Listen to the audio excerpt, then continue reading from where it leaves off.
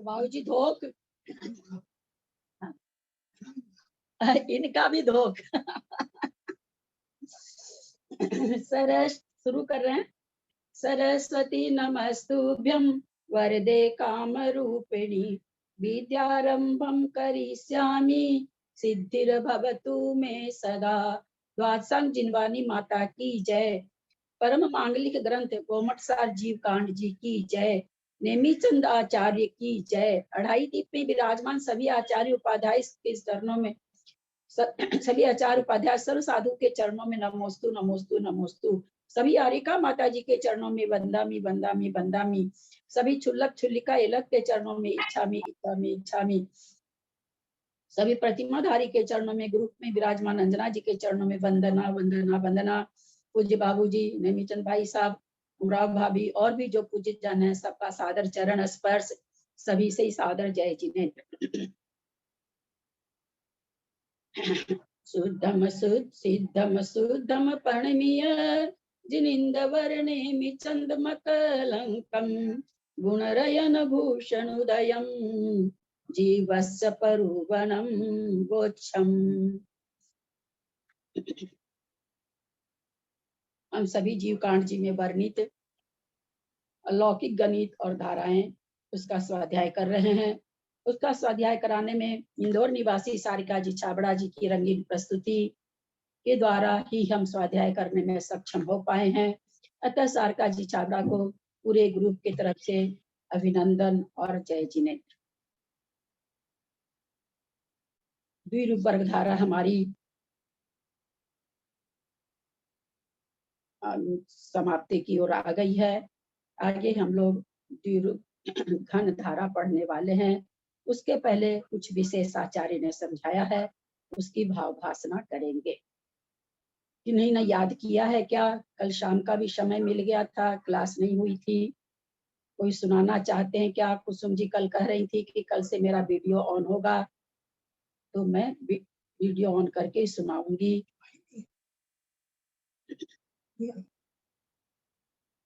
शायद लगता नहीं आई है। और कोई सुनाना चाह रहे हैं क्या?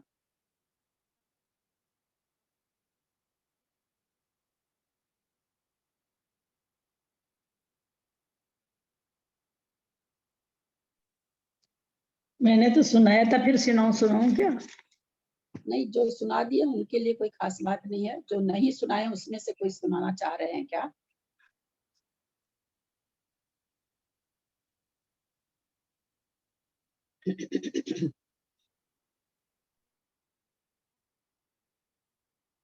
इन्होंने भी याद नहीं किया। याद करने की बात भी नहीं है, थोड़ा सा बोलने में थोड़ा सा परेशानी तो होती है। इसको याद रहते हुए भी शब्द मुंह पर नहीं आते हैं, तो जब तक हम नहीं बोलेंगे जब तक और नहीं आएगा।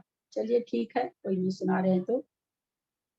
मुझे याद नहीं है, एक चीज की भाव भाषणा कराना चाह रहे हैं। हो सकता है मैंने करा भी दी हो तो मुझे ध्यान नहीं है, लेकिन आज पुनः मेरे मन में आया। घनधारा के पहले थोड़ा सा हम लोग निगोदिया जीव को छोड़ के, निगोदिया जीव किसे कहते हैं? साधारण वनस्पति वाले सारे जीव निगोदिया में आते हैं, है ना? सारे जीव निगोदिया में आते हैं। यहाँ मेरा यह निगोदिया जीव को छोड़कर और सिद्ध जीव को छोड़कर बाकी सारे पृथ्वी का एक, जल का एक, वायु का एक, अग्नि का एक, 2 इंद्रिय 3 इंद्रिय 4 इंद्रिय त्रियंच पंचेंद्रिय त्रियंच, संगी असंगी, मनुष्य, देव और नारकी, इन सबको अगर हम मिला दें, ये संख्या कहाँ पर आनी चाहिए? इन सबकी संख्या असंख्यात तक आएगी। मेरे को पहले पूरा बोल लेने दीजिए। पहली बात तो मेरे को पूरा बोल लेने दीजिए। दूसरी बात अपने को बताना क्या है, द्विरूप वर्गधारा में कहाँ पर आएगी। ऐसे थोड़ी आकाश में, अभी मैं बोल ही रही हूँ प्रश्न को। इतने कड़ी चीज का उत्तर आप इतना जल्दी कैसे दे सकते हो? मैं भी नहीं दे सकती। अभी तो मैं प्रश्न कर रही हूँ ना बहन, जरा सा 2 मिनट रुको तो सही आप। निगोदिया जीव छोड़ के और सिद्ध परमेष्टि छोड़ के।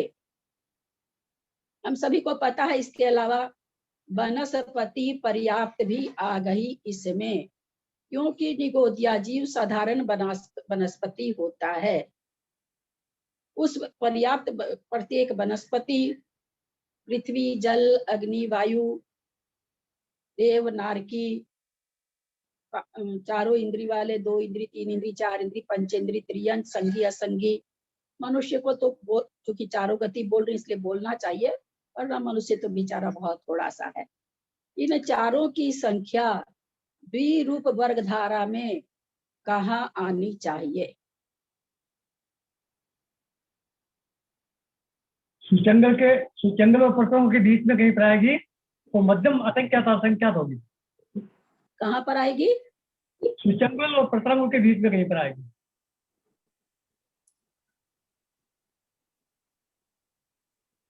सूचंगल में आ जाएगा, हमको ऐसे ही ऐसे सुनाएगा, सूचंगल और प्रथम के बीच में नहीं, वो वनस्पति है, प्रत्येक वनस्पति तो शायद जगत श्रेणी का घनमूल तक आएगी। जघन्य परित अनंत के वर्गमूल के पहले आएगी, वहां तक असंख्यात चल रहा है।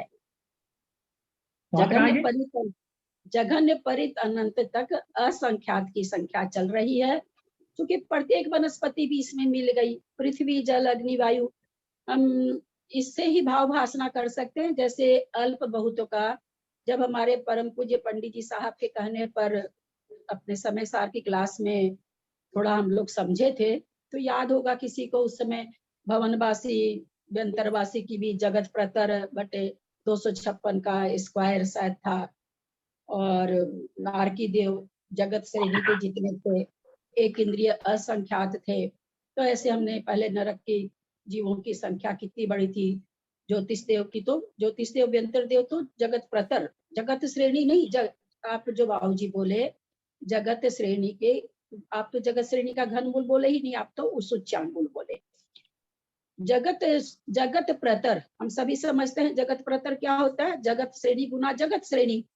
उस जगत श्रेणी को 256 के स्क्वायर से भाग दो, वो तो भवनवासी, केवल भवनवासी देवों की संख्या है, भवनवासी और ज्योतिषवासी की। ज्योतिष देव की है वो तो। हाँ, हाँ, ज्योतिष देव की है। हाँ, फिर अभी तो नारकी बच गए, इतने और बच गए, तो इसलिए वहां तो आ ही नहीं सकती, क्योंकि जगत प्रतर मतलब जगत श्रेणी गुना जगत श्रेणी। तो जगत श्रेणी का घनमूल तो बहुत छोटा हो गया। स्क्वायर तो कर नहीं रहे, अपने घनमूल अपने समझे, है ना, समझ लेंगे तो हमेशा के लिए याद रह जाएगा। जगत श्रेणी का घनमूल तो बहुत ही छोटा हो गया। जब हम भवनवासी और व्यंतरवासी देवों की संख्या जब अल्प बहुत में देखते हैं, तो जगत प्रतर बटे 256 स्क्वायर का भाग देना है, तो कितनी बड़ी है? केवल उसी की संख्या जगत श्रेणी के क्यूब से बड़ी है। भाव भाषणा बाबू जी हो पा रही होगी? जगत श्रेणी गुना जगत श्रेणी इज इक्वल टू जगत प्रतर।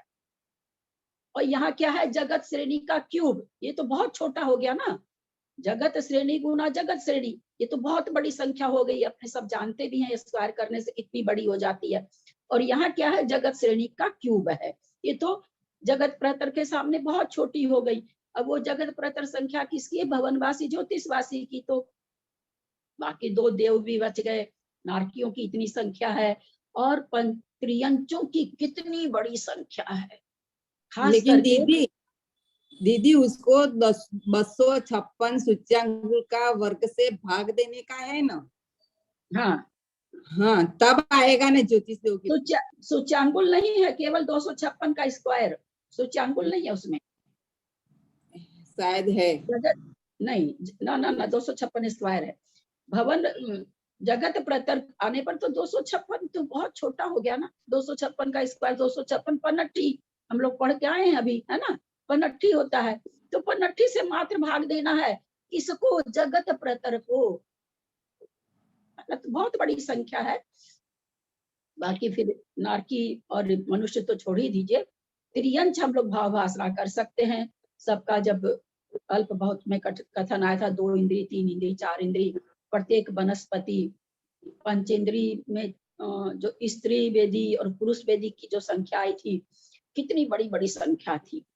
तो यहाँ जगत श्रेणी में तो आने का मतलब ही नहीं बनता। अब आगे चलते हैं, जगन परित अनंत की वर्गशला का, ये भी छोटी कहा अनंत के वो जघन्य परित अनंत का जो वर्गमूल है, क्योंकि जघन्य परित अनंत का वर्गमूल भी जघन्य परित अनंत ही होगा, इसलिए जघन्य परित अनंत के वर्गमूल पर तो नहीं जाएगी ये संख्या, उसके पहले कहीं भी आ सकती है। जघन्य परित अनंत के छेद और वर्गमूल के बीच में कहीं भी आनी चाहिए।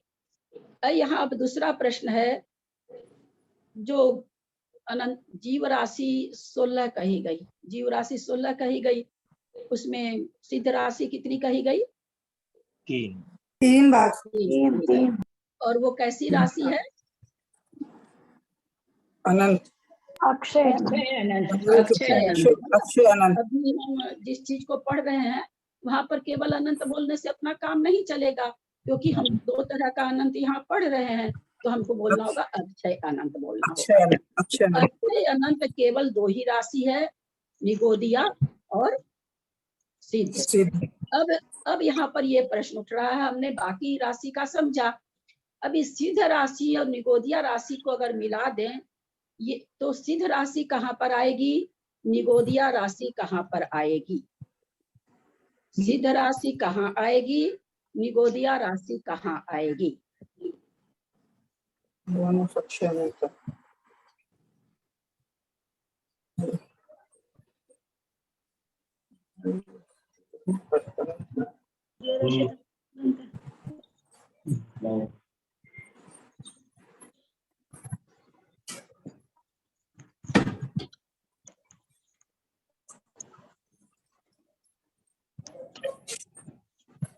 पेज निकाले हम लोग, अनंत वाला पेज निकाले, नजर जाएगी तो आप लोगों को ध्यान आ जाएगा।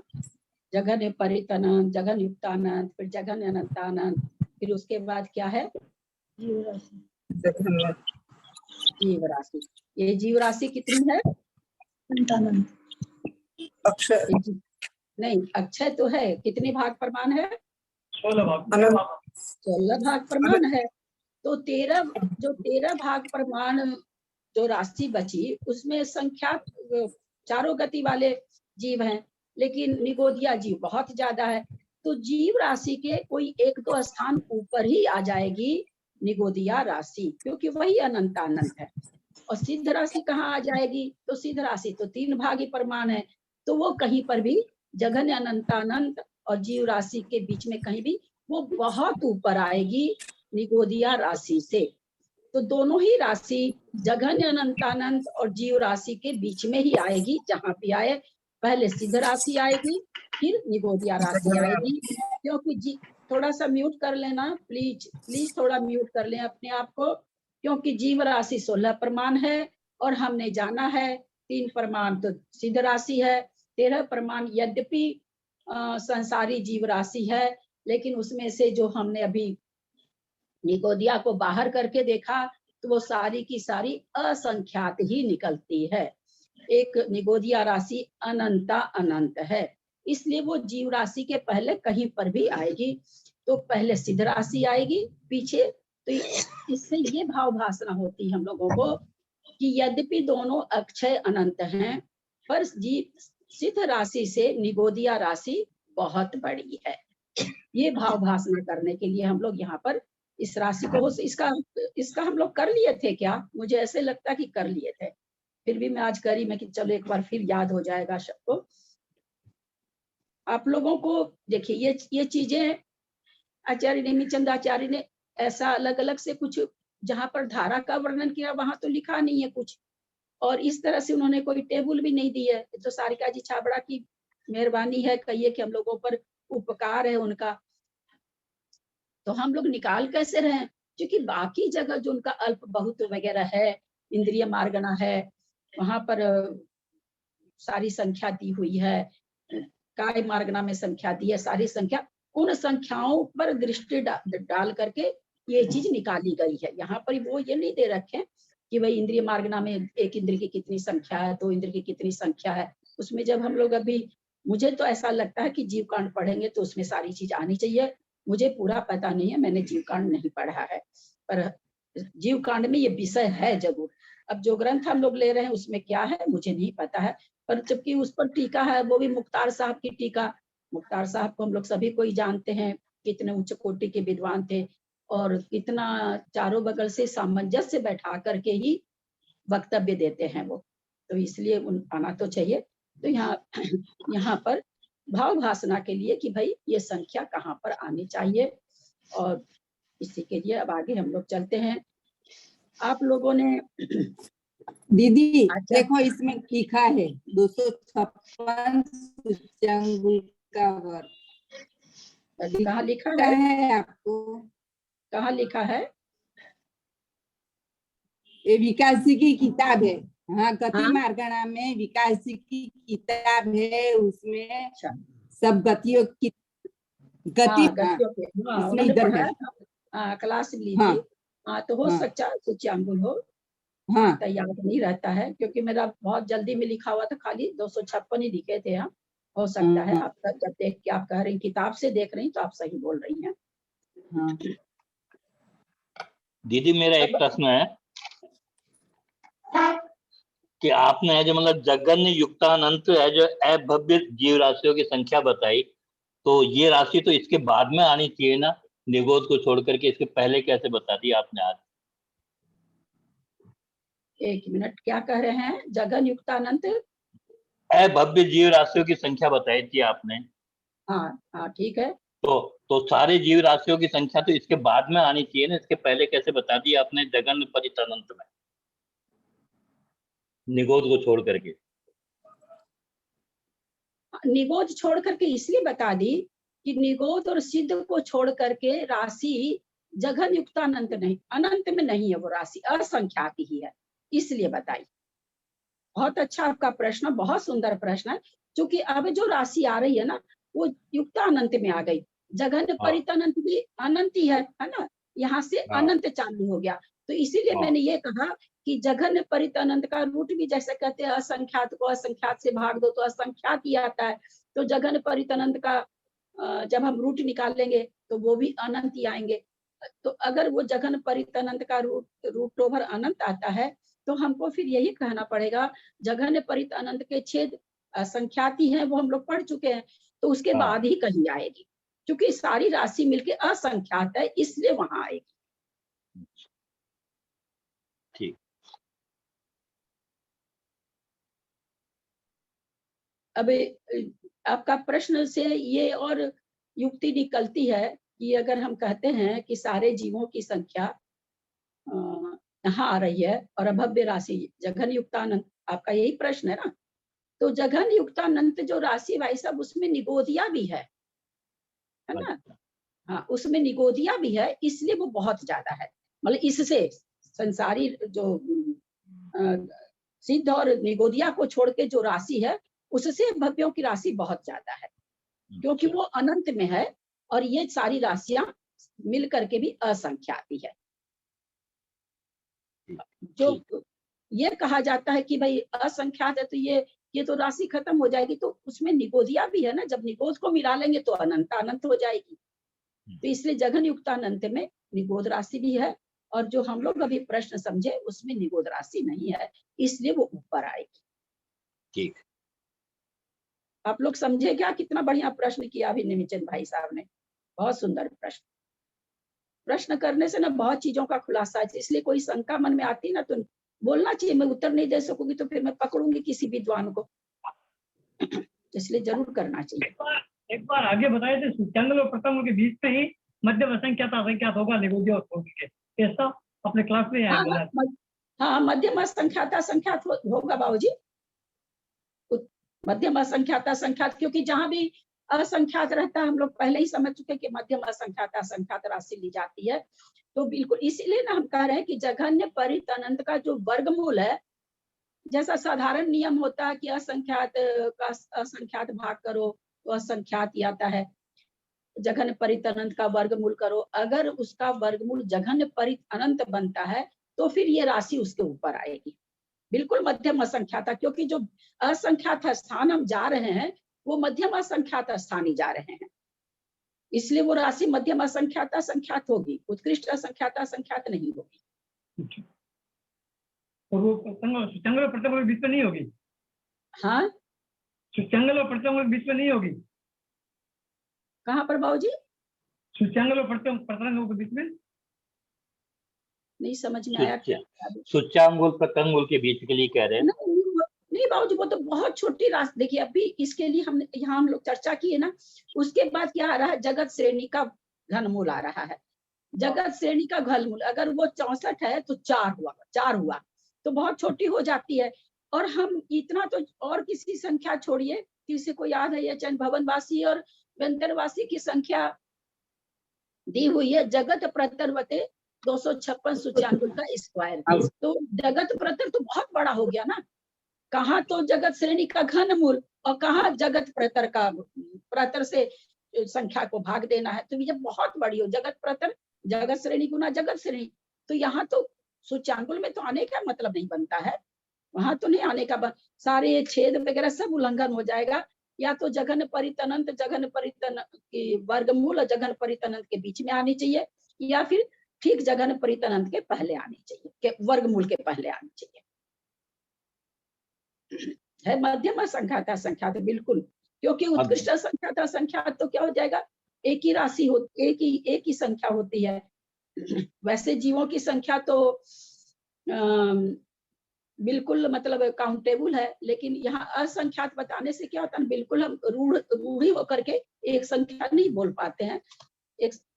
इसलिए उत्कृष्ट असंख्याता संख्यात, उत्कृष्ट संख्यात, उत्कृष्ट अनंतानंत, इस तरह का भेद कहीं भी नहीं लिया जाता, क्योंकि फिर वो तो एक संख्या हो जाती है। इसलिए हर जगह मध्यम वाला भेद लिया जाता है, उसमें बहुत सारे विकल्प होते हैं। इसलिए दीदी जगन्य परित अनंत का जो वर्गमूल है वो भी तो असंख्याता संख्यात ही होगा। हाँ, चूंकि जघन परित अनंत नहीं आया है इसलिए असंख्याता। तो अब जघन परित अनंत में से एक माइनस करते हैं तो उत्कृष्ट अनंत आता है, जो उत्कृष्ट असंख्याता संख्यात आता है ना, जब एक माइनस करते हैं तो इसमें।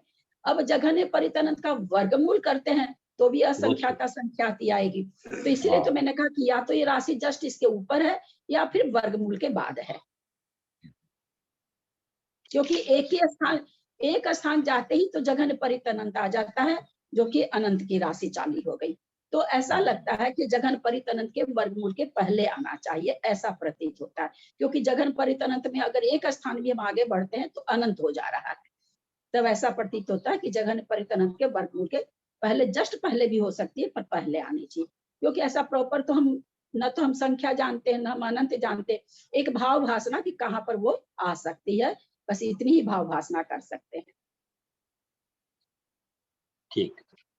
दूसरी चीज, इसी पेज में जब हम चले, जीव राशि अनंत अनंत स्थान जाने पर क्रम से पुद्गल राशि, यहाँ पर जो पुद्गल है, पुद्गल परमाणु की संख्या है।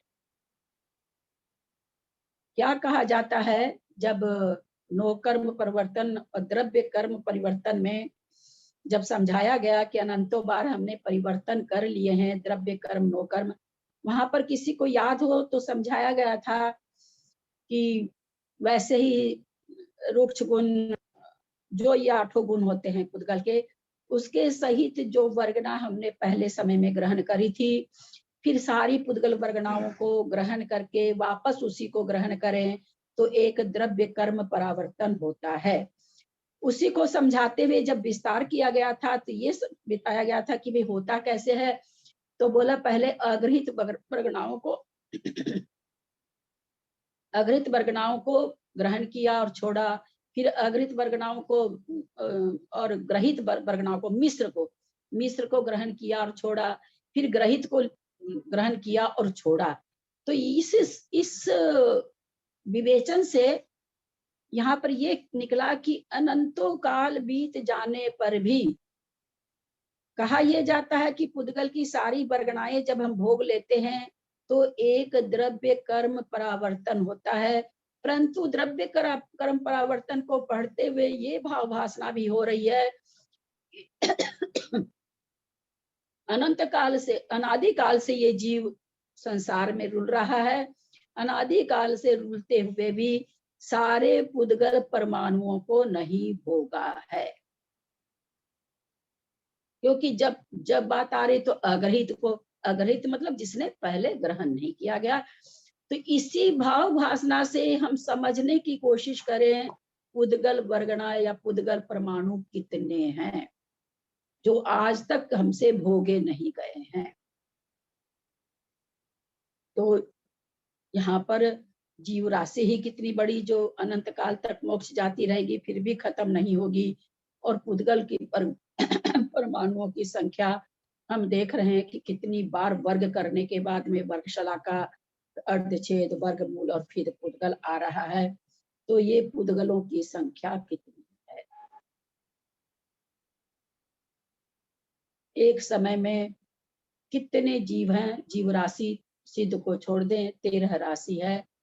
13 राशि प्रति समय कारमान वर्गणाओं को ग्रहण कर रहा है, पर कहीं कोई अच्छे आप कहेंगे कर रहा है तो छोड़ भी तो रहा है। नहीं, उत्कृष्ट योग से बहुत बड़ी बड़ी मात्रा में ग्रहण कर रहा है। जरूरी नहीं है कि उतना वो छोड़ भी पा रहा। अगर छोड़ता तो 1.5 गुणानी सत्ता में नहीं रहता, जितना लेता उतना छोड़ता, जितना लेता उतना छोड़ता, तो 1.5 गुणानी सत्ता में रहने का मतलब नहीं बनता था। सोच के देखें कितने जीव हैं, सबके सब समय प्रमद ग्रहण कर रहे हैं। इन पुद्गल वर्गणाओं की संख्या कितनी विशाल है। अब हम आगे अपने जहाँ पर जाना हम लोग को वहां चलते हैं। यहाँ तक में कोई प्रश्न है तो कर सकते हैं, किसी को भी कहीं भी पीछे से भी कुछ नहीं समझ में आ रहा हो, कहीं से भी कुछ तो आप पूछ सकते हैं।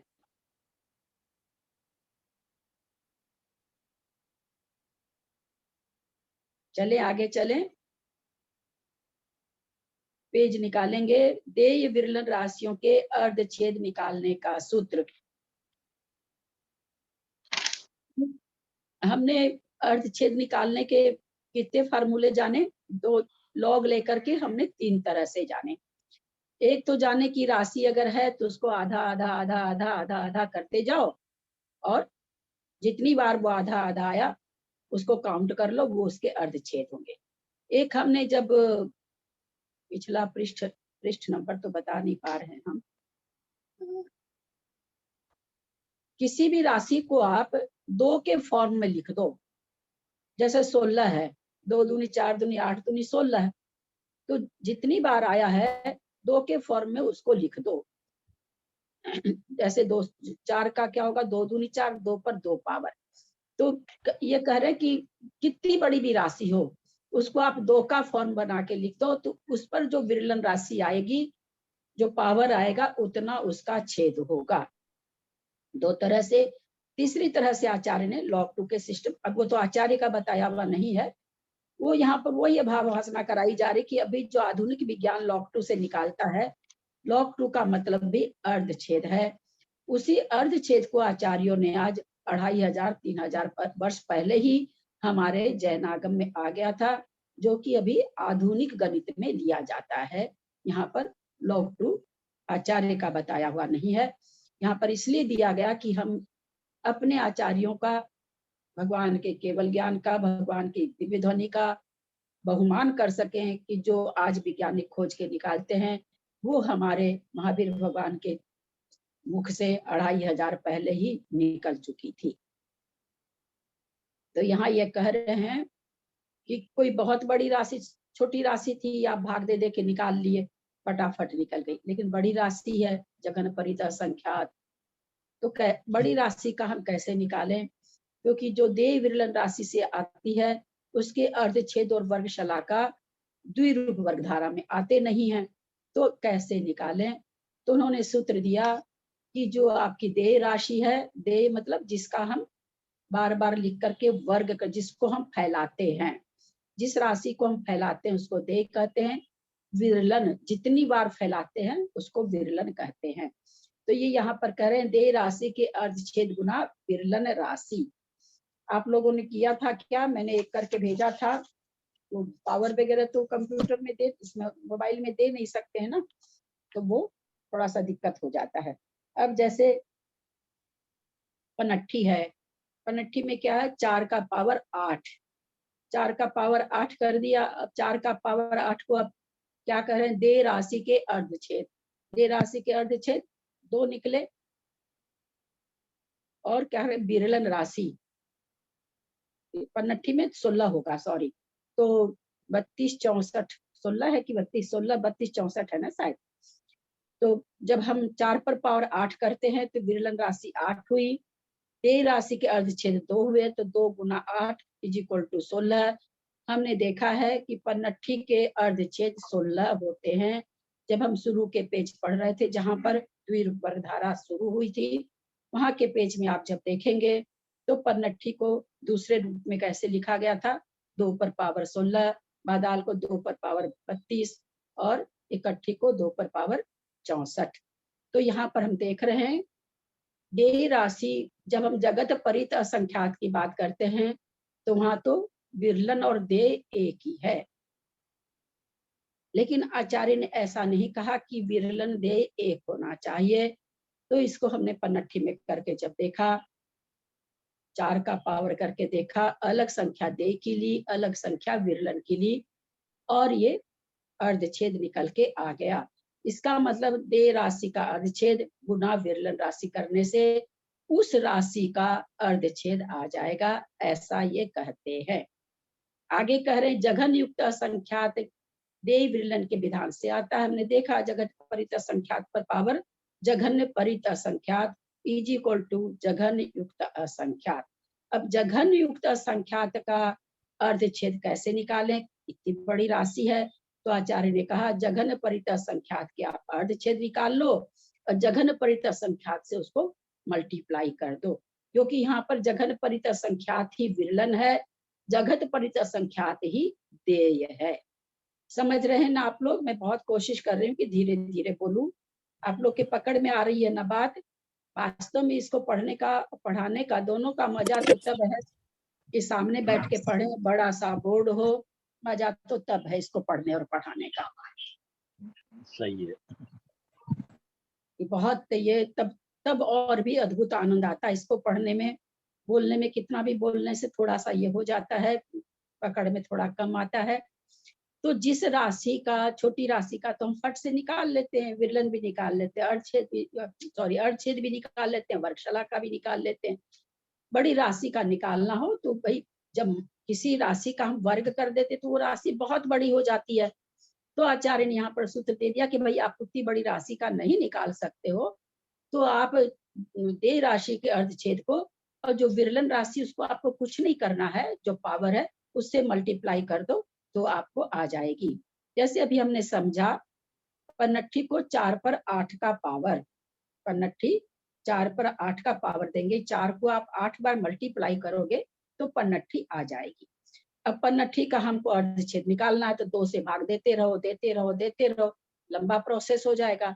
तो आचार्य ने कहा कि आप उतना क्यों परेशान होते हो, 4 पर पावर 8, आप 4 देय राशि हुई, उसके अर्धछेद निकाल लो। हम तुरंत निकाल लिए, 2 दूनी 4, 2 एक कम 2, 2 हुए अर्धछेद। फिर उसको कह दिए विरलन राशि से मल्टीप्लाई कर लो, 4 पर पावर 8, 8 विरलन राशि है, 2 गुना 8 किए 16 आ गया। हमको तुरंत पता चल गया कि पन्नठी के अर्धछेद 16 होंगे। आज पकड़ में आया कि नहीं सबको? आ गया। आ गए। किन्हीं को नहीं समझ में आया हो तो बोले, फिर समझाएं इसको। पूरा 2 पकड़ की नहीं पावर पा रही उनको, पूरा नहीं पकड़ पा रही, नहीं पकड़ पा रहे। चलिए और छोटी राशि लेते हैं। जैसे अपना शुरू में था द्विरूप वर्गधारा थी 4 16 256 था ना, 256। हाँ तो 256 को वहां पर लिखा गया था, दो वहां अर्धछेद निकालने का आचार्य 2 फॉर्मूला हम लोग को दिए थे। अच्छा। एक तो आप 2 पर पावर कर दो, जो पावर आए वो अर्धछेद हो जाएगा, पीछे जो दिया आचार्य ने। एक तो ये दिया था, दूसरा दिया था उस राशि को आप 2 से भाग देते जाओ। ये 2 तरह से शुरू में आचार्य हमें समझाए। तीसरा लॉग से समझाए थे, वो हम उसकी चर्चा नहीं कर रहे हैं। अब यहाँ आकर के जब द्विरूप वर्गधारा पढ़ाया आचार्य ने, तो बीच बीच में आ गया कि उसका विरलन देय नहीं आती है। विरलन देय राशि से, राशि जो विरलन देय के द्वारा जो राशि आती है उसकी वर्गशलाका और अर्धछेद द्विरूप वर्गधारा में नहीं आएंगे। जैसे जघन परित अनंत पर जघन परित अनंत का पावर करने से जघन युक्त अनंत आ रहा था, अथवा असंख्यात भी लीजिए, जघन परित असंख्यात पर जघन परित असंख्यात का पावर देने से जघन युक्त अनंत आ रहा था। तो आचार्य ने कह दिया इसका विरलन दे नहीं, विरलन और सॉरी इसकी अर्धशलाका अर्धछेद और वर्गशलाका नहीं आएगी, लेकिन तो क्या उसके वर्गशलाका और अर्धछेद होते ही नहीं है क्या? तो आचार्य ने तुरंत उस द्विरूप वर्गधारा को जैसे ही वहां पर खत्म हुई, आचार्य ने सबसे पहले हमको ये भाव भाषणा कराई कि नहीं उसके वर्गशलाका और अर्धछेद होते हैं, लेकिन वो जो संख्या आ रही है वो द्विरूप वर्गधारा में नहीं बैठ रही है, यानी वर्गित होते होते जैसे आना चाहिए वैसे वो नहीं आ रही है, इसलिए हमने उसको वहां पर नहीं दिया। तो भाई इतनी बड़ी संख्या का हम लोग कैसे निकालें? तो आचार्य ने एक फॉर्मूला फिर और दे दिया, दो के अलावा फॉर्मूला क्या दे दिया कि जो आपके पास जैसे जघन्य परित असंख्यात पर पावर जघन्य परित असंख्यात, अब इसका वर्गशलाका और अर्धछेद हम कैसे निकालें? तो आचार्य कह रहे हैं कि देय विरलन राशि है, तो यहाँ कह रहे हैं देय राशि के अर्धछेद, यानी जघन्य परित असंख्यात के आप अर्धछेद निकाल लो। ऊपर जघन्य परित असंख्यात है, विरलन राशि उससे मल्टीप्लाई कर दो, अर्धछेद हो जाएगा। भाई ये सही है कि नहीं? हम कैसे समझे कि ये सही है कि नहीं? क्योंकि इतनी बड़ी संख्या का हम लोग कुछ हम लोग कुछ जानते नहीं है। तो इसको हमने छोटी वाली संख्या पर आजमा के देखा कि आचार्य जो फॉर्मूला दे रहे हैं वो हमको समझ गलत नहीं, आचार्य तो गलत नहीं देंगे, पर हमको समझ में आया कि तो। और चलिए 16 को करते हैं, उसको छोड़ करके पनट्टी को छोड़ के हम 16 में चलते हैं। 16 की संख्या 4 पर पावर 4, ठीक है ना, 4 पर पावर 4। अब ये क्या करें? देय राशि के अर्धछेद, 4 के अर्धछेद कितने होंगे? 2 2। उस 2 को ये क्या कह रहे हैं? विरलन राशि से गुणा कर, विरलन राशि से गुणा कर दो, तो 2 को 4 से गुना कर दो। हाँ, तो 8 हुआ, 4 से 8 16, तो तुम्हें 4 नहीं, 2 एक मिनट 4 पर पावर 4 तो 256 हो गया। भाई गलत हो जाता है ना, 4 पर स्क्वायर 16 होता है। उस दिन भी अपने 256 के जितने वर्ग छेद अर्धछेद होंगे, 256 के अर्धछेद अपने कितने देखे थे? 8। हाँ 256 के अर्थ से 8। तो अब यहाँ 4 पर पावर 4, हमको 256 अगली संख्या का अर्धछेद निकालना ना। 4 पर पावर 4 है, हमको जो संख्या इसको गुणित करके आ रही है उसके अर्धछेद निकालने, यानी 256 के अर्धछेद निकालने। हमको 256 संख्या नहीं मालूम है या बहुत बड़ी हम नहीं निकाल सकते, तो कह रहे हैं 4 पर पावर 4, 4 के पहले अर्धछेद निकालो, 2 आए, और विरलन राशि भी 4 है, 4 को 2 से मल्टीप्लाई कर दिया, 8 आए। तो हम देख रहे हैं क्या कि चूंकि हमारे भावभास छोटी है, राशि हम निकाल पा रहे हैं, तो हमने देखा 256 के अर्धछेद कितने आए हैं? 8 आए हैं। पकड़ में अब आई बात? हाँ। उसी तरह से जैसे पनट्ठी में भी हम लोगों ने समझा कि 4 पर पावर 8 करने से पनट्ठी आती है ना, 65,536। तो और उसके अर्धछेद कितने होते हैं? 16 होते हैं। पनट्ठी के अर्धछेद कितने होते हैं? 16 होते हैं। अब 4 पर पावर 8, 4 के अर्धछेद 2, 8 से गुना कर, विरलन से गुना कर दिए 16, तो 16 अर्धछेद आ गए। तो बिना बार बार भाग दिए, बिना कुछ किए, बिना हमको पनट्ठी के अर्धछेद पता चल गया कि 16 होंगे।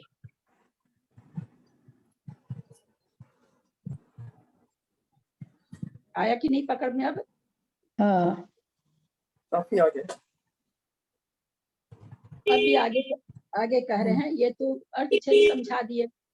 जघन युक्त असंख्यात देय विरलन के विधान से आता है, तो जघन युक्त असंख्यात के अर्धछेद क्या हो जाएंगे?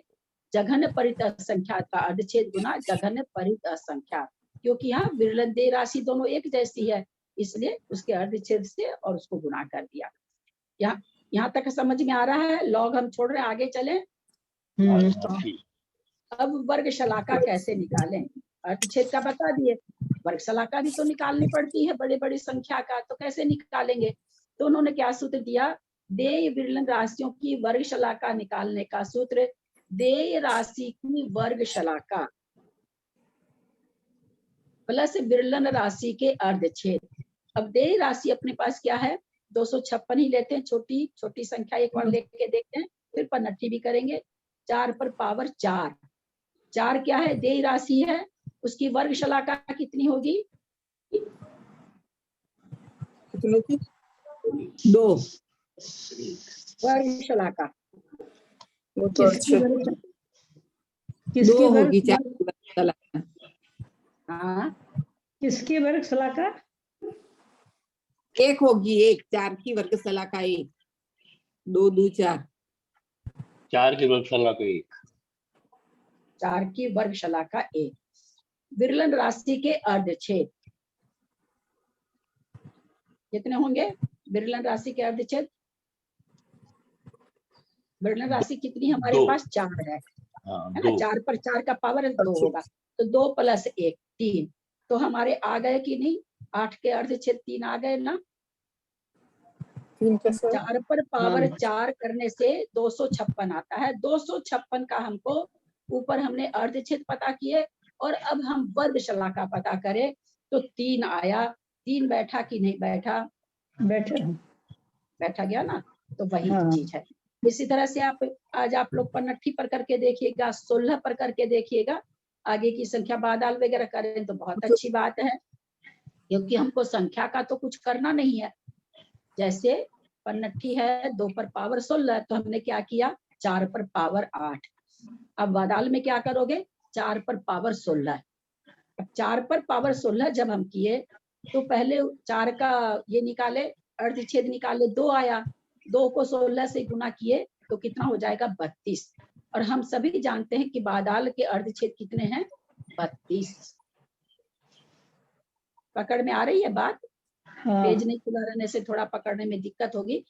फिर उसी तरह से इकट्ठी का भी, क्योंकि हमको बड़ी संख्या का ही तो निकाल के देखना है, तो बड़ी संख्या उसको भी 4 पर पावर क्या है, 16 32 64 है ना शायद, उसको 32 करके उसका भी निकाल के देखिए, बिल्कुल बैठ जाएगा, अर्धछेद आ जाएंगे और विरलन वर्ग शलाका भी आ जाएगी इस फॉर्मूले से। जैसे अभी हमने ये हर बार हम 256 4 क्यों ले रहे हैं? दे राशि हाँ? हर बार 4 दे, हम लोग हर बार 4 क्यों ले रहे हैं? 4 इसलिए ले रहे हैं कि 2 का जो वर्ग शलाका अगर हम अर्धछेद निकालेंगे तो 1 आएगा, फिर उसकी वर्ग शलाका नहीं निकल सकती। वर्ग शलाका नहीं आएगी, ठीक।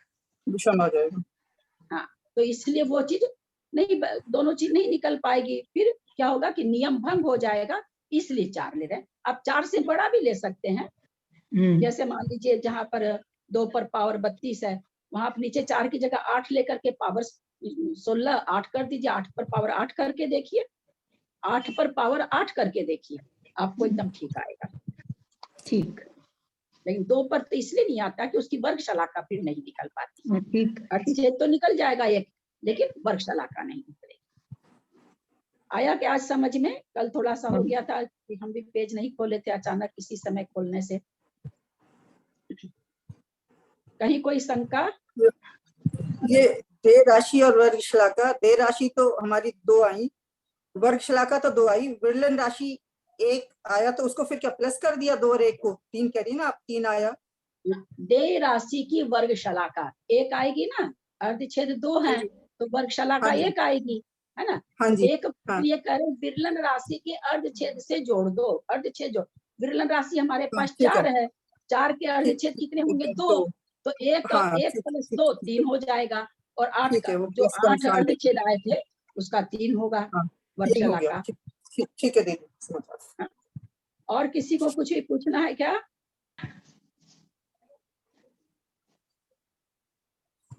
नहीं। चलते आगे, कहीं किसी को कोई शंका हो तो पूछ सकते हैं। बहुत अच्छी धारा आगे आने वाली है, बहुत आनंद आने वाला है और बहुत इजी भी आने वाली है। द्विरूप वर्ग धारा से तो इजी ही होगी, भारी नहीं होगी। थोड़ा सा बच्चे हमको अगर घन वगैरह समझ में आता हो तो कई बार क्या होता है हम घन ही नहीं समझ पाते कि क्या होता है। तो अभी पहले तो द्विरूप वर्ग धारा के नियम हम लोग देख लेते हैं कि आचार्य क्या कहते हैं। जघन युक्त संख्यात की वर्ग शलाका छेद इस धारा में क्यों नहीं आए? जघन युक्त संख्यात कैसे आता है? वर्ग करके। दे विरल राशि से। 2 पर विरल 2 करने से आ जाएगा क्या? ये नहीं। उत्तर होना चाहिए क्या? उत्तर ऐसा होना चाहिए क्या?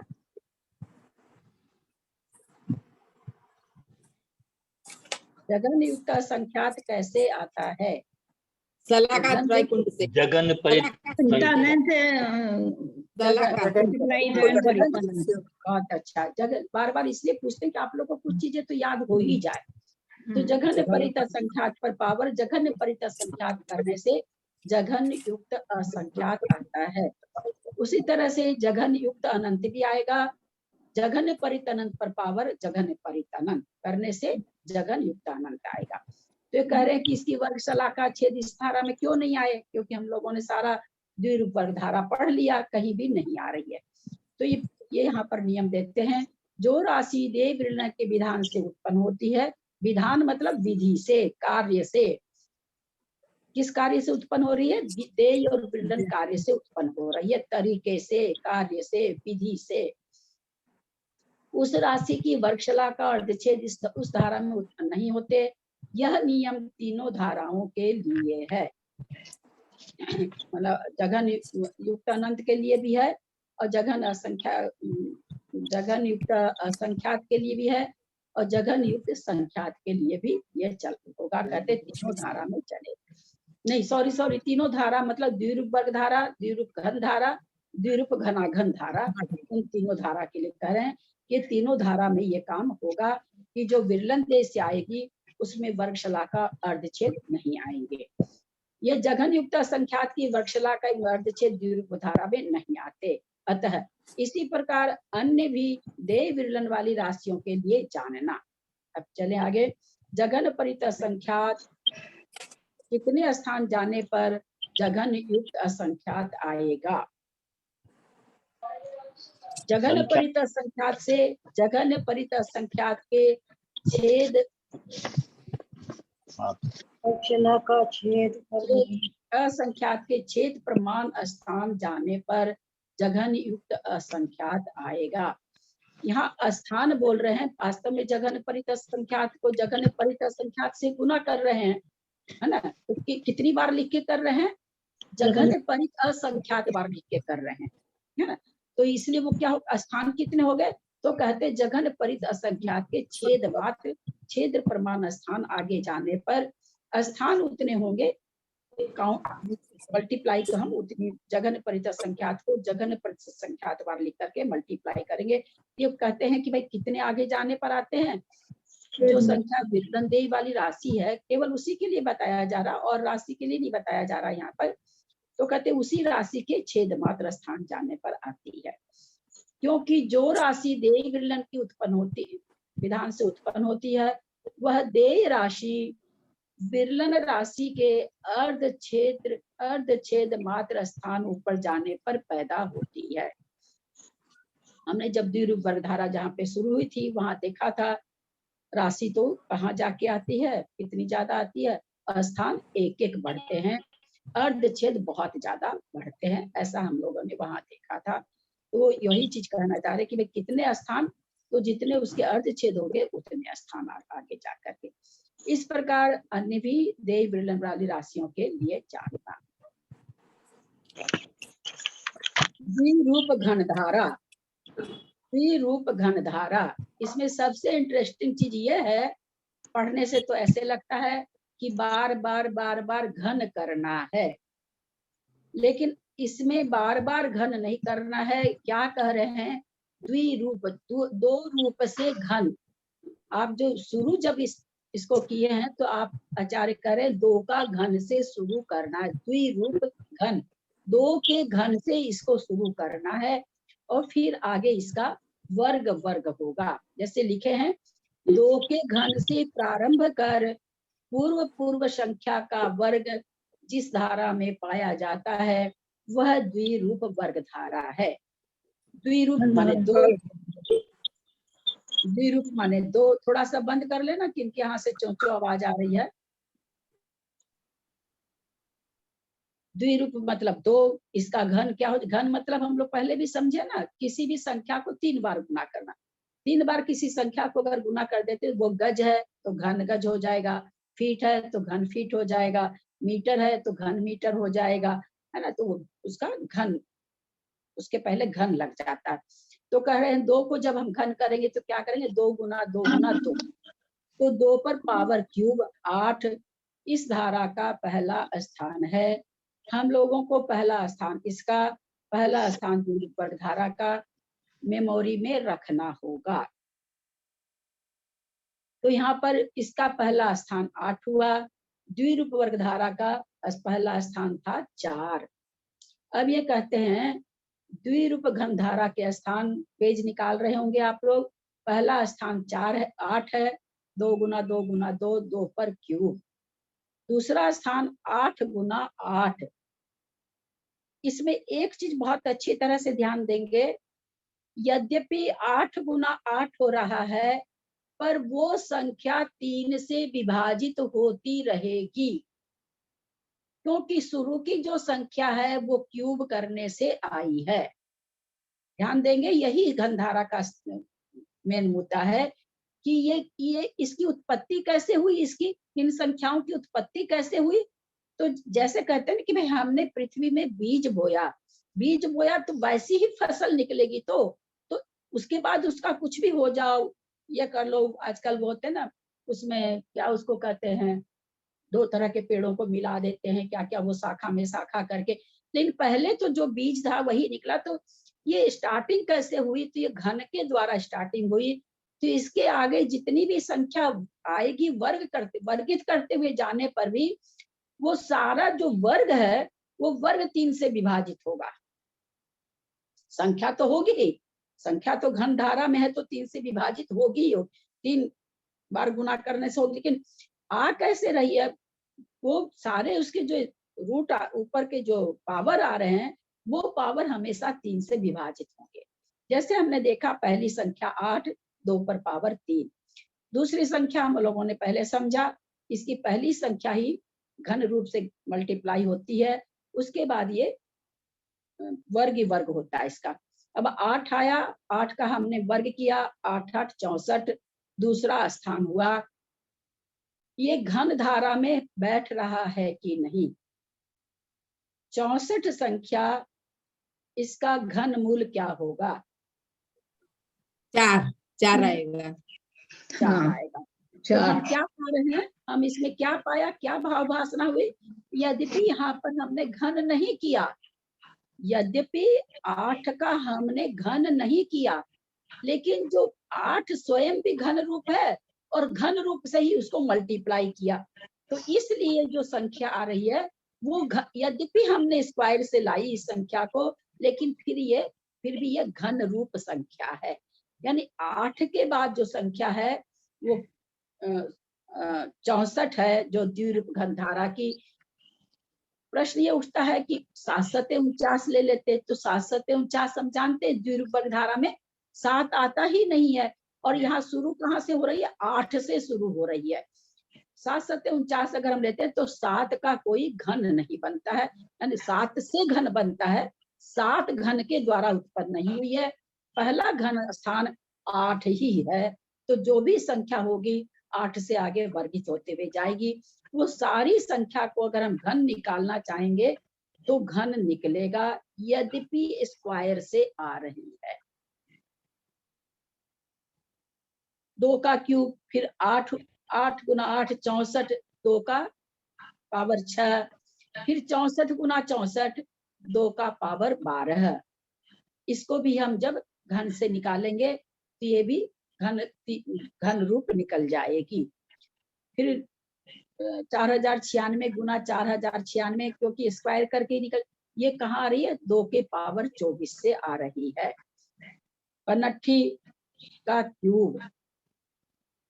अब यहाँ पर देखें, यहाँ ये अब जो आगे जो संख्या आ रही है 2 पर 24 का पावर के बाद में जो संख्या आ रही है, जैसे 65,536 द्विरूप वर्ग धारा में आया था।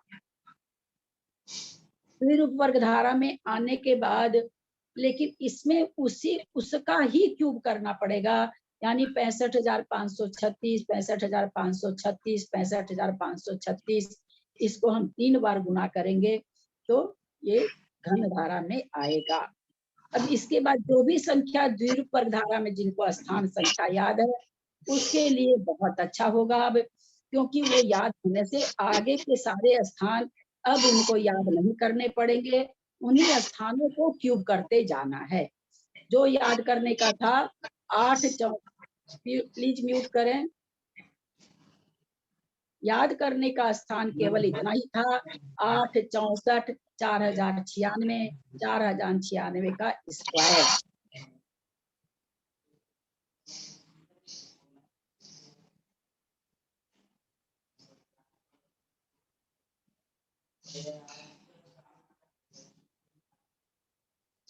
उसके बाद जो संख्या द्विरूपक धारा में आई थी उसका सबका क्यूब होता जाएगा। अब जिनको संख्या याद है उनके लिए बहुत आसान रास्ता हो गया। किसी का खुला हुआ है? मेरा ही खुला हुआ है लेकिन बंद कर रहे हैं। तो 65,536 का क्यूब, बादाल का क्यूब, इकट्ठी का क्यूब, है ना, इस तरह से। अब देखिए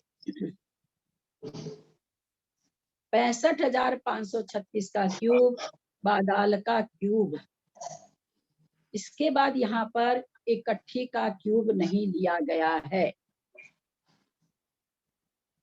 सीधे कह दिया गया कि संख्यात स्थान जाने पर जघन अपरित असंख्यात का क्यूब।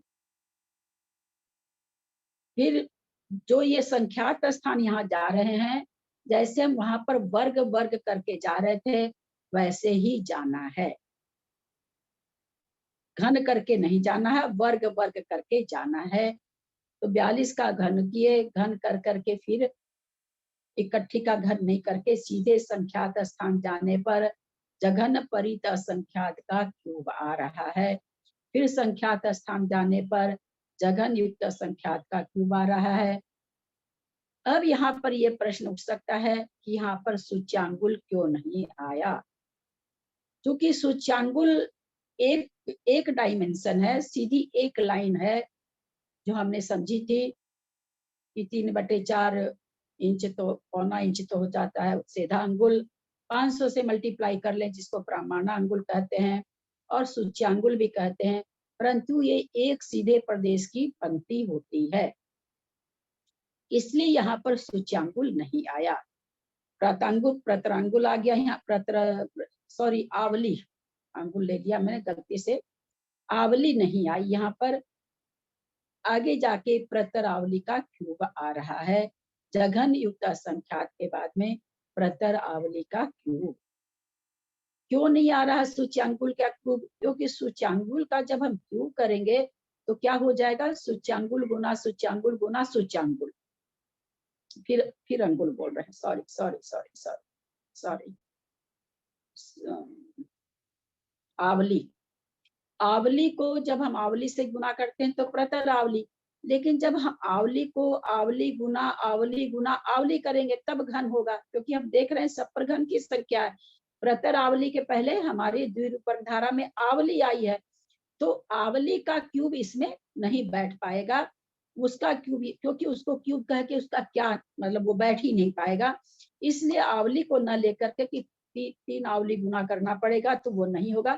प्रतरावली का क्यूब यहाँ पर आ जाएगा।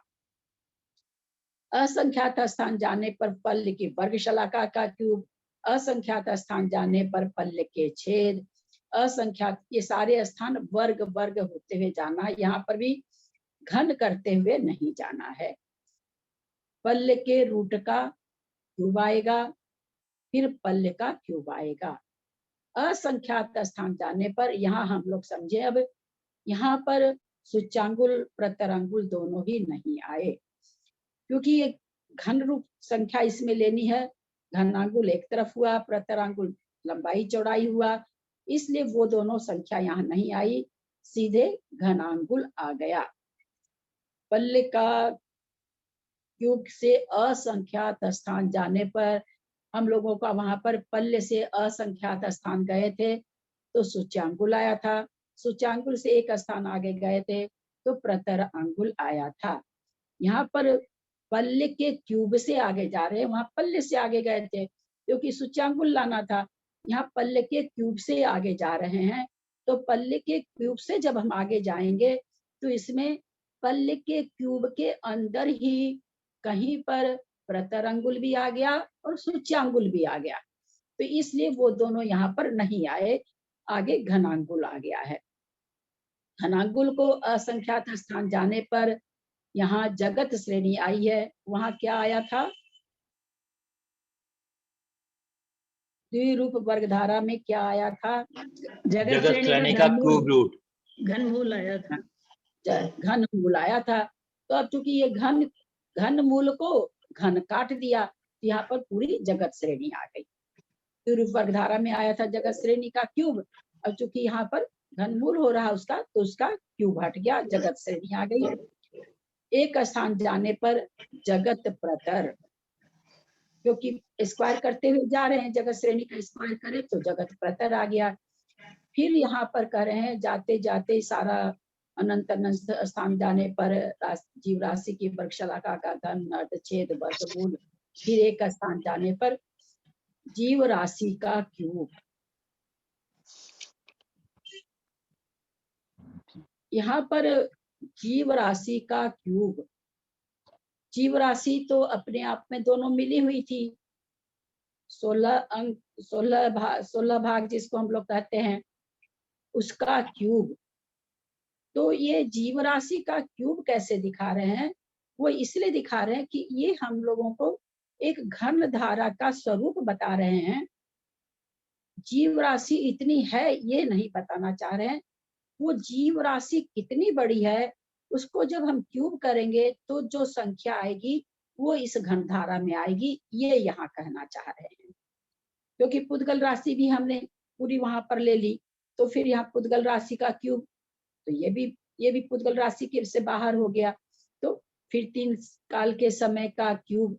तो ये संख्या आ रही है और ये संख्या हमको ये प्रतिभास करा रही है कि जीव राशि का क्यूब ले रहे हैं, पुद्गल राशि का क्यूब ले रहे हैं, 3 काल के समय का क्यूब ले रहे हैं, परंतु सबकी सब केवल ज्ञान वाली संख्या से छोटी है।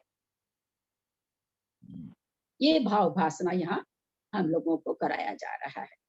फिर आगे जाते हैं तो सर्व आकाश के प्रदेश, चूंकि घन मूल में लेना है इसलिए 3 डायमेंशन में ले लेंगे। वहां घन मूल नहीं लेना था तो 1D लिए थे और 2D लिए थे। 1D मतलब एक दिशा वाला और 2D मतलब 2 दिशा का, यानी लंबाई गुना चौड़ाई।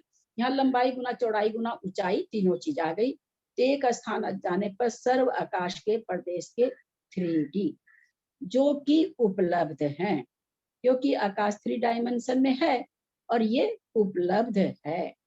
अब बोलते जब इसका अनंत अनंत स्थान, इस 3D के अनंत अनंत स्थान जाएंगे तो केवल ज्ञान के द्वितीय वर्गमूल का घन आएगा। यहाँ जो पुस्तक में दिखाया जा रहा है उसको समझें। पहले 4 दिया है, √4, रूट ओवर करके 4 दिया, उसका मतलब होता है उस संख्या का 2 बार वर्गमूल निकालना।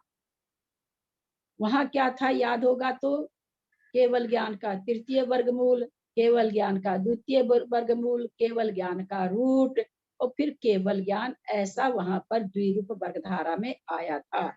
इसीलिए हम कह रहे थे द्विरूप वर्गधारा जिसको याद होगी उसके लिए बहुत अच्छी चीज है। अब यहाँ ये कह रहे हैं केवल ज्ञान का द्वितीय वर्गमूल, केवल ज्ञान 65,536, पहला वर्गमूल क्या होगा उसका?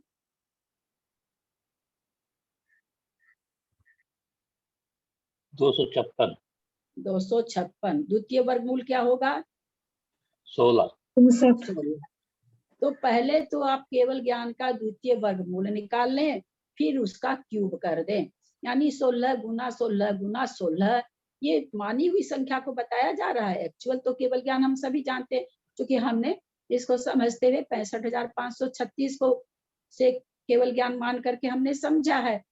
उस 65,536 अगर हम केवल ज्ञान मानते हैं तो सबसे पहला स्थान इस घन धारा में कौन सा आएगा? तो कह रहे हैं कि पहले उसका द्वितीय वर्गमूल निकालो। जैसा निमिचंद भाई साहब ने निकाल के कहा 16, क्योंकि 256 गुना 256 59 होता है 65,536 और 256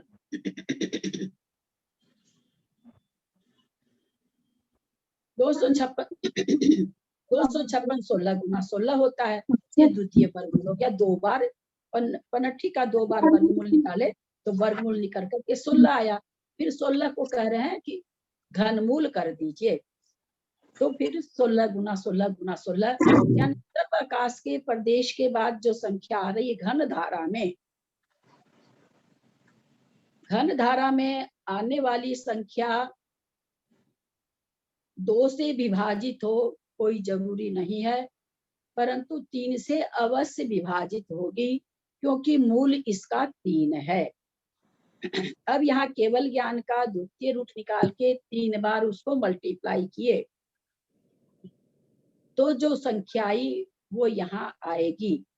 और यहाँ एक प्रश्न उठता है, दीदी 16 का तो घनमूल निकालना है। हाँ क्या बोल रहे हैं जैकी जी? 16 का घनमूल निकालना है ना, आपने घन किया। 16 का घनमूल निकालना है। 16 का घनमूल निकालना है। आप तो 16 का घन बताए। 16 का वर्गमूल क्यों निकालना? 2 बार वर्गमूल निकालना था। 65,536 का 1 बार निकाले वो तो घन हो गया। घनमूल लिखा है ना इसमें, घन 4 लिखा हुआ। घनमूल लिखा है। हाँ, आप लोगों को मैंने समझाया ना, निकाला तो 16 आया और 16 का घनमूल है 4096। हाँ 16 तो घन हो गया, घनमूल लिखा है। हाँ तो घनमूल ही तो बोल रहे हैं। 65,536 का 2 बार अगर वर्गमूल निकालेंगे, घनमूल नहीं निकालना, वर्गमूल निकालना है। 65,536 का जब हम 2 बार वर्गमूल निकालेंगे तो 16 आएगा। फिर ये क्या करें? देखिए क्या करें, शब्द को देखिए। केवल ज्ञान के द्वितीय वर्गमूल का घन, यानी पहले केवल ज्ञान का 2 बार वर्गमूल निकालो, वर्गमूल निकाल के जो संख्या आए उसको घन करो। तो 65,536 हमने केवल ज्ञान की संख्या मानी हुई है। 65,536 का लेकिन इसमें तो घनमूल। हाँ क्या कहना चाह रहे हैं, बोलिए। नहीं बराबर है, घन बराबर, लेकिन लास्ट में फिर भी केवल ज्ञान का घनमूल बताया है। वर्गमूल का घन बताया है। वो 65,536 द्वितीय वर्गमूल का घन, द्वितीय वर्ग। ये केवल ज्ञान रूट के अंदर 4 लिखा हुआ है ना, उसका 3 लिखा है ना ऊपर। हाँ ऊपर 3 है और नीचे इधर 4 है। इस 4 का अर्थ है 2 बार। हाँ तो समझ में आ गया। हाँ हो गया। तो घन भी तो 65,536 ही आ रहा है। घन क्या? द्वितीय वर्गमूल का घन 16 गुणा 16 गुणा 16 किया तो 65,536 आ रहा है। अरे 4096 आएगा। कैसे आएगा? देखो ना, 16 का घन निकाल करके। हाँ समझ में आ गया, मैं घन के बजाय घनमूल समझी। पहले वर्गमूल निकालो। वर्गमूल तो 16 आ गया ना, दूसरा वर्गमूल 16 आ गया। 96 है। तो 16 को 3 बार करो। 256, 1 मिनट, 256 तो 16 गुना 16 से होता है। यहाँ 16 को 3 बार करना है तो 4096 होगा। हाँ 16 को 3 बार करो। 4096 आएगा। यहाँ तक समझ में आया ना? कोई कंफ्यूजन? तो यहाँ पर हमने नहीं आ गया, अब आ गया। 11 बज गई है, अब कल समझेंगे इसी को। या फिर यहाँ पर हम लोगों को भावभाषा क्या करनी है कि जो द्विरूप वर्गधारा में जैसे पल्ले आया तो यहाँ पल्ले का क्यूब हो गया, है ना, और पल्ले का रूट आया तो पल्ले के रूट का क्यूब हो गया। लेकिन जो वर्ग रूप से वहां पर आ रहा था जैसे, और बिना वर्ग जैसे सूच्यांगुल, प्रतरांगुल, वो इसमें नहीं आ रहा है, इसमें घनांगुल आ रहा है। एक ये बात ध्यान देनी है। एक वहां पर जगत श्रेणी का क्यूब आया था, क्योंकि यहाँ घनमूल ही चल रहा है तो इसलिए यहाँ पर जगत श्रेणी आ गई, उस पर से क्यूब का हट गया। जगत श्रेणी के बाद जगत प्रतर, जीव फिर वहाँ केवल जीव राशि थी, यहाँ जीव राशि का क्यूब, उद्गल राशि का क्यूब, काल के समय का क्यूब, सर्वाकाश के प्रदेश यानी 3D। यहाँ ये प्रश्न हम करने जा रहे थे, केवल ज्ञान का द्वितीय वर्गमूल का घन ये क्या प्रदर्शित कर रहा है? ऐसा प्रदर्शित कर रहा है क्या कि किसी को केवल ज्ञान हुआ तो पहले उसको 65,536 नहीं होगा, 4,096 होगा, ऐसा प्रदर्शित कर रहा है क्या? इसमें तो पता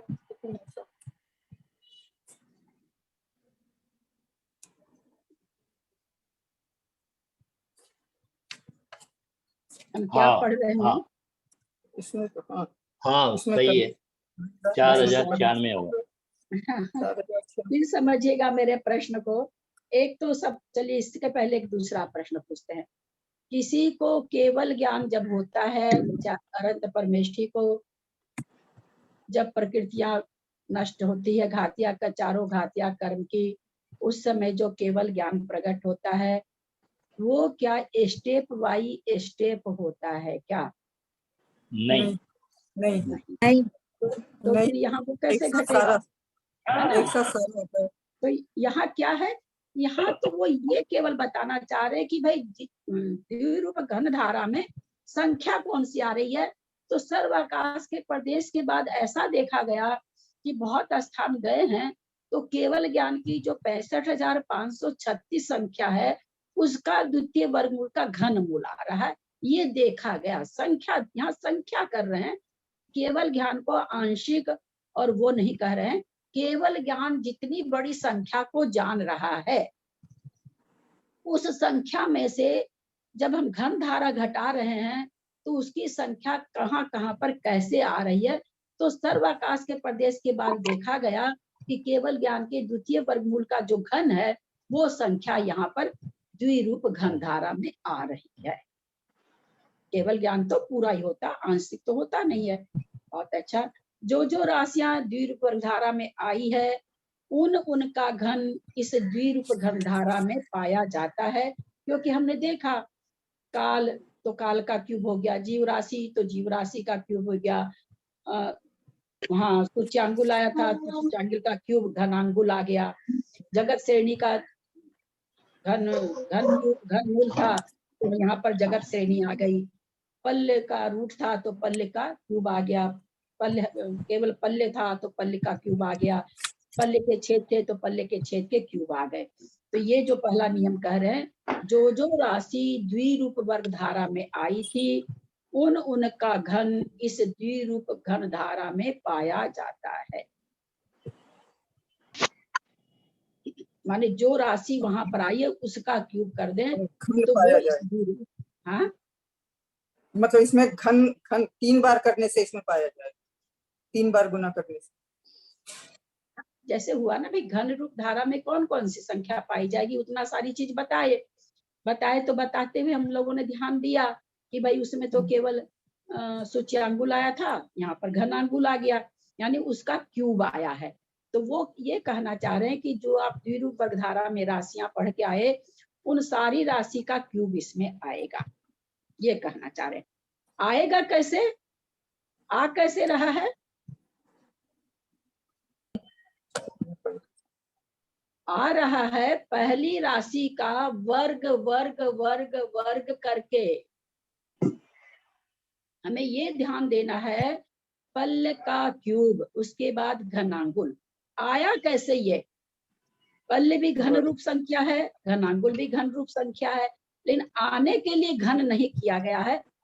जब देखा गया कि पल्ले के घन को बहुत बार वर्ग वर्ग किया गया तो एक संख्या ऐसी आई जो घनांगुल के बराबर थी। तो थोड़ा सा तो यहाँ द्विरूप वर्ग धारा में जो संख्या आ रही है उसका घन इसमें आ रहा है, लेकिन आ कैसे रहा? घन घन घन करते हुए नहीं आ रहा, वर्ग वर्ग करते हुए आ रहा है। क्योंकि पहले इन्होंने नियम दे दिया कि द्विरूप घन धारा की पहली संख्या घन रूप से आएगी, उसके बाद जो भी संख्या आएगी वो वर्ग वर्ग करके आएगी। ये नियम सबसे पहले बता दिया। तो जो पल्ले का क्यूब के बाद में घनांगुल आया, घनांगुल घन रूप संख्या है, आया कैसे? तो पल्ले के घन को स्क्वायर स्क्वायर करते हुए आया, न कि घन घन घन करते हुए आया।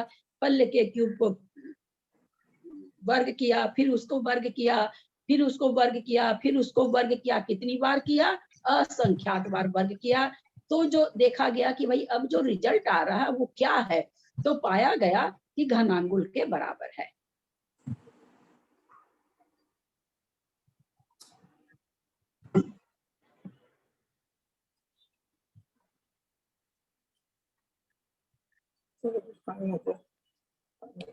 कुछ प्रश्न है क्या? अभी तो नहीं, हाल फिलहाल। आप लोगों को कोई प्रश्न है? नेमीचंद भाई साहब तो वैसे भी बहुत जल्दी से। अब अभी तो हाल फिलहाल तो नहीं दीदी। और टाइम कोई भी आप बहुत हो लोग गया, को? हाँ, टाइम भी बहुत हो गया, 11:06 हो गया, 11:07। इसलिए अब समझ में नहीं आ रहा है। हाँ। ठीक बोले आप। लेकिन एक बात कहूँ, अदरवाइज नहीं दीजिएगा। अगर दिमाग में अपन को ये आ जाता है, वो हम ये नहीं कहते हैं समय नहीं देखिए, देखना ही चाहिए, लेकिन अगर हमारी एक नजर समय पर है कि ये विषय तो फिर इतना हल्का नहीं है कि समझ में आए। वो भी जरूरी है ललिता जी, समय भी गृहस्थी में तो कहीं ना जरूरी कहीं है। वो भी जरूरी है। इसी तभी तो कह रहे हैं कि जब ये आकुलता हो जाए कि समय हो गया है तो फिर नहीं समझ में आता है। वही तो हम आप की बात की पुष्टि कर रहे हैं। केवल इस पेज को हम पढ़ देते हैं, अधूरा नहीं छोड़ना चाहते हैं।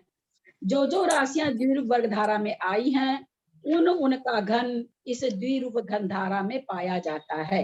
नंबर 1, जैसे जघन परितः संख्यात द्विरूप वर्ग धारा में है तो उसका घन द्विरूप घन धारा में पाया जाता है।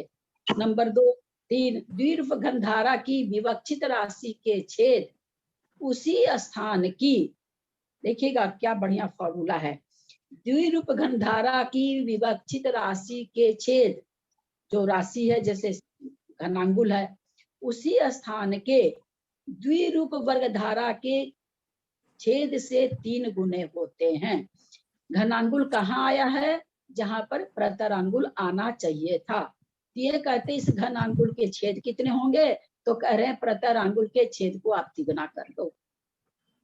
ये स्थान बता रहे हैं, इसीलिए बार बार द्विरूप वर्ग धारा के स्थान को याद करने आप लोगों को कह रहे थे। उससे क्या है कि आप खुद स्वयं में भाव भाषा करके मल्टीप्लाई करके सिद्धांतों को अपने अंदर समा सकते हैं, से ये फर्क पड़ जाता। अब जैसे इन्होंने एक उदाहरण दे दिया, 64 संख्या जो घन धारा में है, इसके छेद वर्ग धारा के इसी स्थान के छेद 2 से 3 गुने यानी 6 होते हैं। वहां दूसरा स्थान कौन सा था? दूसरा स्थान 16। 4 तो छेद 4 था दूसरा स्थान में, 4 दूसरा स्थान 16 था ना, 16 था वहां 16। पर, 4 फिर 16 था, है ना। वहां पर दूसरा स्थान कौन सा था? 16। यहाँ पर दूसरा स्थान क्या है? 64। तो ये कह रहे उसी स्थान को आप क्या नाम, उसी स्थान के छेद को 2 से 3 गुने यानी तिगुना कर दीजिए, तो 3 दूनी 6 होते हैं। तो यहाँ पर कहते हैं 64 के जो वर्ग धारा के, तो यहाँ पर कहते हैं छेद कितने हो जाएंगे? 6 हो जाएंगे 64 के। ये चीज बता रहे हैं। थोड़ा सा दिन में आप लोग इसको रीडिंग करिएगा, तो कल फिर अपने समझाएंगे तो और बढ़िया से समझ में आएगा। थोड़ा एक बार अपना बुक खोल करके जरूर इसका रीडिंग करिएगा। मात्र पदवाक्यहीनं मया प्रमाद्यादि किंचनोक्तम क्षमे क्षमित्वा विदधातु देवी सरस्वती केवल बोधलब्धि बोधि समाधि परिणाम शुद्धि स्वात्मोपलब्धि शिव सौख्य सिद्धि चिंतामणिं चिंतित वस्तु दाने त्वं वन्दमानस्य ममास्तु देवी। जावानी के ज्ञान ते सुझे लोकालो सोवानी मस्तक चढ़ो सदा दे तुम तो ए जिनवानी भारती तो ही जपू दिन रहे जो तेरा शरणा गए सो पावे सुख चैन। देव भजू अनंत को गुरु से हो निर्ग्रंथ, दया धर्म पालो सदा ही मोक्ष का पंथ। लोग निकल जाएंगे इसलिए पहले पूछ रही हूँ कल क्लास रखना है कि नहीं। अपनी क्लास तो लेट से होती है, तो उस समय तक तो लड्डू किसी का बचेगा नहीं चढ़ने का।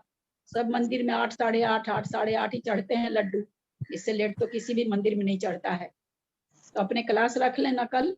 मैं तो हो जाऊंगी। हाँ रख लो।